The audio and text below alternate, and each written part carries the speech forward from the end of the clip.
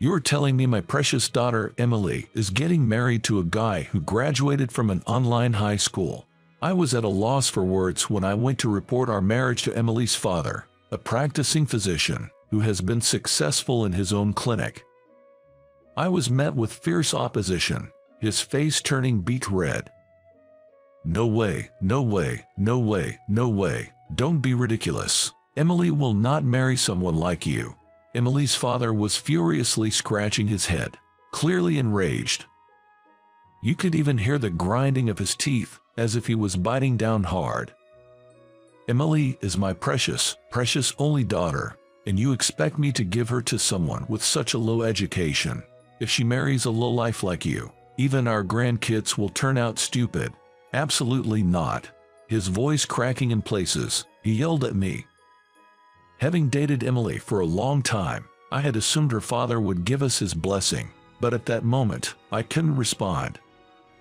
Overwhelmed by the situation, Emily ran out of the house. Neither Emily's father nor I could have imagined the situation that would arise in a few years, far beyond any disagreement. My name is Addie. I've been childhood friends with the girl next door, Emily, playing together since we were little. I'd go over to Emily's house to play, and she'd come over to mine. Close to graduating from preschool, we were sitting on a sofa at her house eating ice cream, when we made a promise: let's keep eating ice cream on this sofa when we become elementary students. Not just as elementary students, even when we become adults, even when we're old. Let's get married when we grow up.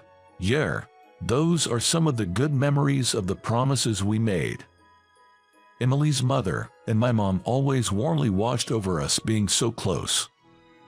Emily's mother passed away unexpectedly when we were in elementary school.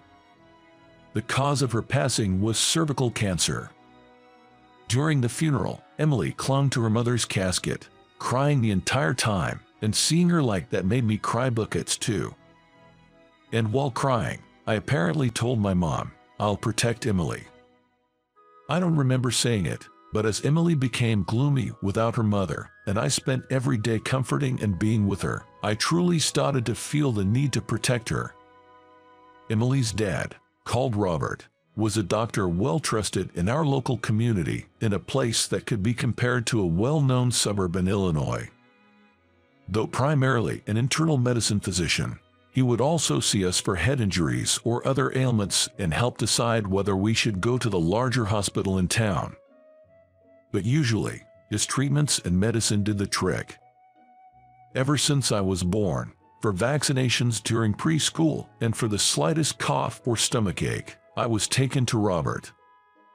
I hated shots and always cried, but since Emily was by my side, they would have us get vaccinated together. Those are now fond memories. When Emily and I reached our junior year in middle school, we started studying together daily at her house, planning to go to the same high school. Emily had a housekeeper named Mrs. Brown, who took care of everything for Robert, who was too busy with his practice. This allowed Emily to focus fully on her club activities and entrance exam preparations. Mrs. Brown would make us sweet treats as a snack, and it was so delicious and comforting, a perfect treat for our study sessions. Thanks to our perseverance, and perhaps the sweet treats, we both passed the entrance exams to the most prestigious high school in a location similar to the outskirts of a big city like San Francisco, reached by a combination of bus and train. Both my parents and Robert were thrilled with our success. By this time, Emily had fully adapted to life without her mother. Mrs. Brown's cheerful presence was likely a big help. In elementary school, Emily often showed tears, but now she rarely ever cried, showing me her bright smile every day. And yet, this time, it was my fault that Emily's smile faded. It was the winter of my freshman year in high school. I went to Robert's place to get her flu shot, and as I was leaving, he called me back and made me sit in the examination chair again. He carefully palpated around my neck and under my arms. "I hope I'm just overthinking this, but your lymph nodes seem a bit swollen. "And Rue, you should go to the city hospital with your mom." Robert's face was unusually serious, and I managed to suppress the rising anxiety as I went home. Then, on the following Monday, with the referral letter in hand, I went to the city hospital, and I was diagnosed with malignant lymphoma. Malignant lymphoma, not an easy illness to overcome. No, it wasn't even clear if I could get better. I decided to quit high school and focus on treatment. At first, I was just scared of the stark outline of life that had suddenly become so clear to me. In the days from the discovery until hospitalization, I was so afraid of the passage of time that I stayed in my house with the curtains closed. Emily just sat by me without saying anything, just being there. "I might lash out at you because of my state of mind. Please go home." Even when I told her that, Emily didn't leave. "It's okay to take it out on me as much as you need. You shouldn't be alone right now, Auntie." Emily, who I thought was just a kind girl, had become a strong woman before I knew it. And for me, who couldn't bring myself to leave my room, she brought me meals. "I don't want to eat this." I knew that my mom was worried about me and made nutritious food. She was trying her best because once I was hospitalized, I wouldn't be able to eat her home cooking for a while.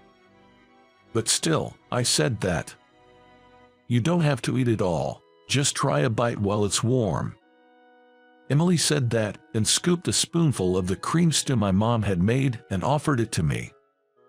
"I don't want it," I said, even as I was crying. Then Emily forced the stew into my mouth. The taste of that stew was sweeter, creamier, and more vegetable flavored than any I'd had before. It was just the best. Before I knew it, I was clutching the spoon, crying, and had finished the entire plate. "Emily." "What is it?" "Emily, I will definitely come back. I'll get better for sure. When I'm discharged, please let me eat your stew." "Okay, I'll learn how to make stew from your mother, so I can cook something really tasty for you, so you have to get better and come back home." Saying that, Emily hugged me. We cried and held each other tightly. I couldn't break the promise I made with Emily. I swore in my heart that I would overcome any treatment. But as I swore, the treatment for lymphoma was no small ordeal. The drugs wreaked havoc on my organs, and radiation therapy made my hair fall out. Especially hard was when a patient in the same room had a sudden change and didn't come back. The thought of possibly ending up like that myself one day. It was terrifying beyond words. Through all my anxiety, Emily was still by my side. After her club activities, she would visit me in the hospital every day, and we would spend time together in the lounge until the visiting hours ended. She talked about what happened at school today, how Robert was worried about me, and even the love stories of our classmates. Although I had to drop out of school, I felt like I was still attending because Emily shared stories with me every day. This went on for a while. Thanks to the doctors and nurses, my illness gradually improved. It took quite some time, and by then Emily and the others were already in their senior year of high school, so my dream of returning to school seemed out of reach, but I was filled with joy that I was nearing remission. Next to Emily, who came to the lounge, I decided to study as well. My studies had come to a halt after freshman year of high school, so I was starting over from that point, but it turned into days where Emily and I would study together every day. Whenever I didn't understand something, Emily would explain it to me. If Emily didn't understand it either, I would write a letter to my old high school teachers. Despite the fact that I had already left the school, every teacher would kindly write out explanations and hand them to Emily. Everyone was rooting for me.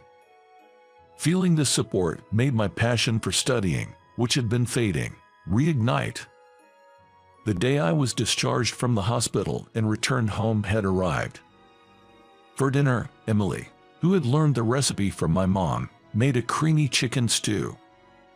Remembering the stew from when I was hospitalized, Emily, my parents, and I couldn't stop our tears.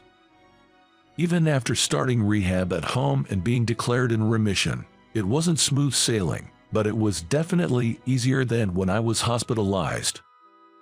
Emily decided to become a nurse, influenced by my time in the hospital. She was inspired by seeing the nurses working as key players in the hospital. Watching Emily work hard at nursing school, I decided to attend a correspondence high school. I aimed to get the qualifications for university admission and, if possible, I wanted to become a doctor. Now that I was getting better, I felt a strong desire to heal sick people, just as I had been. Once I started at the correspondence high school, I studied fiercely. Emily was still by my side, reviewing what she learned at school that day, while I worked on past university entrance exams.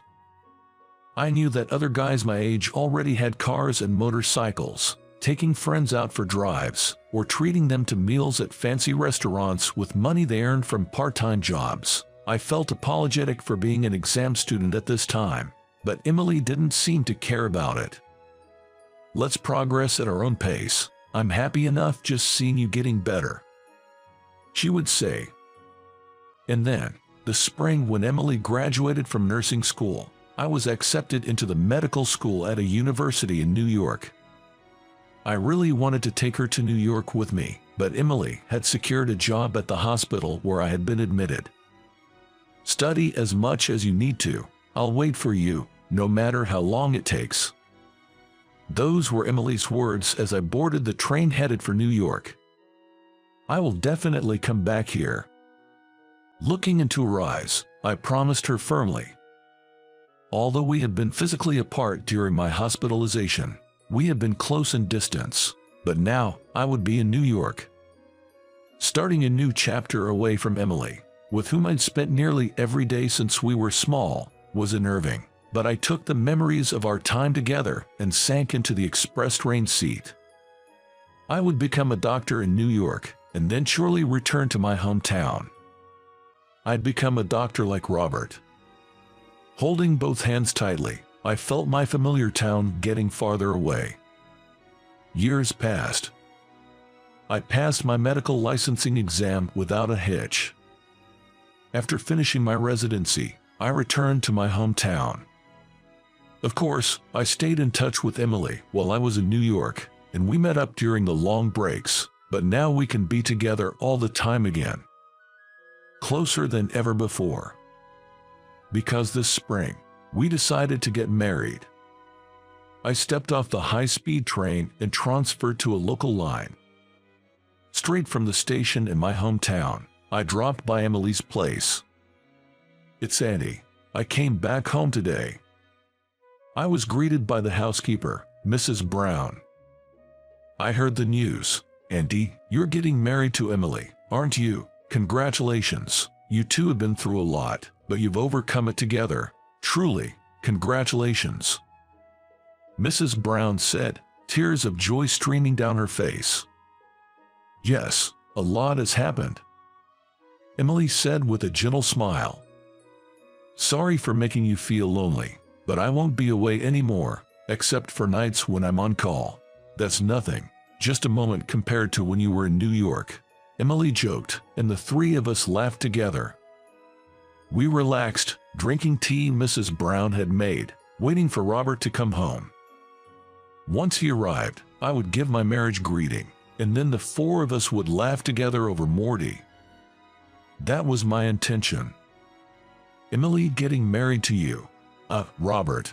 Having been with Emily all this time, it never crossed my mind that Robert would oppose us now. I was caught off guard and lost for words. "No way, no way, no way, no way, don't be ridiculous. I won't let Emily marry you," Robert raged, scratching his head in fury. "Emily's." He clenched his back teeth after saying that. I could hear the grinding sound. "She's my precious, precious only daughter. How could I give her to someone with such a low education? Your kids would turn out to be fools." "Absolutely not.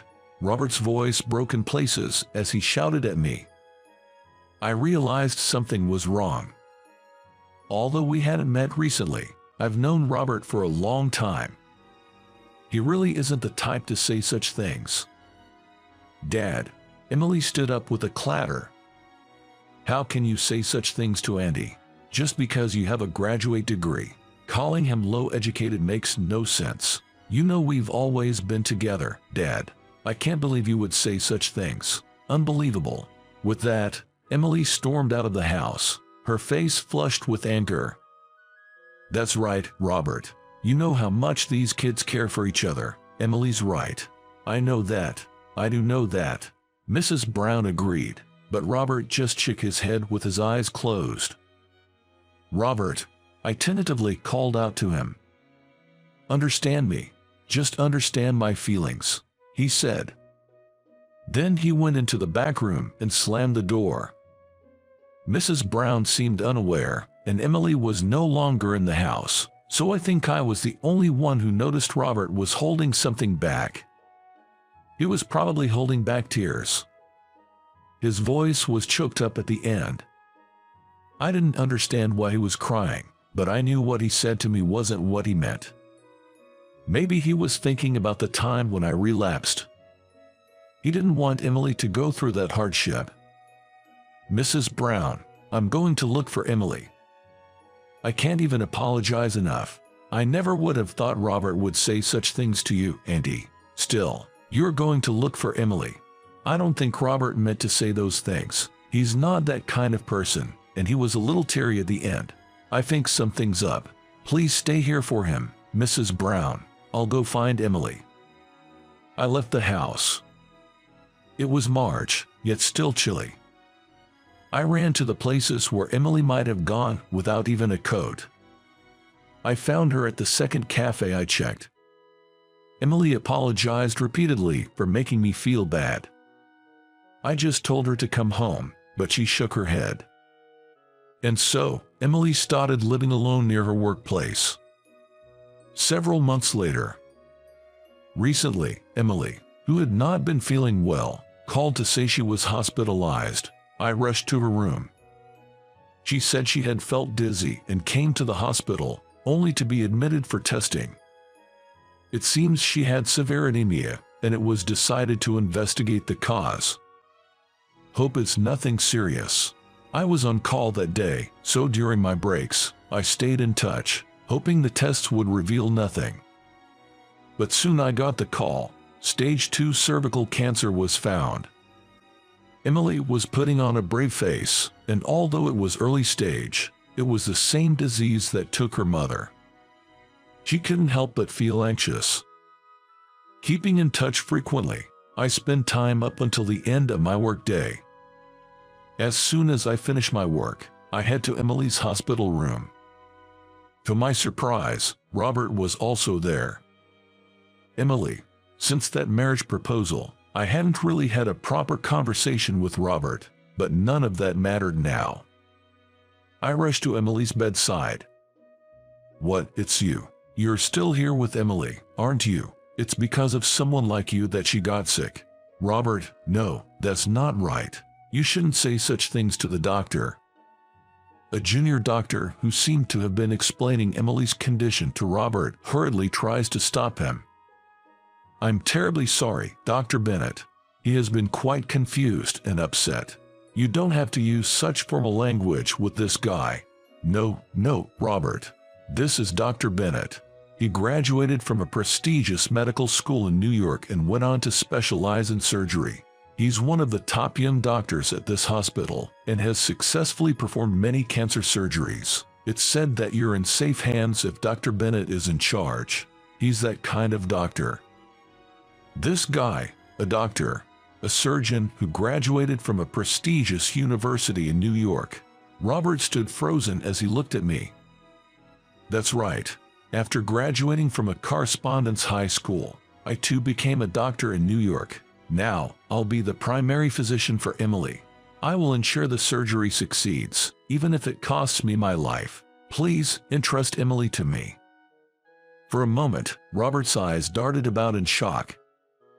Dad, and he studied hard and made it into the competitive science program at a prestigious university in New York. And he really excelled at the university and became a doctor. I want Andy to perform the surgery. I don't want it any other way," Emily said softly. "Robert, I've performed many surgeries for cervical cancer. I want to provide Emily with the best treatment possible. Could you please entrust me as her primary physician?" Andy.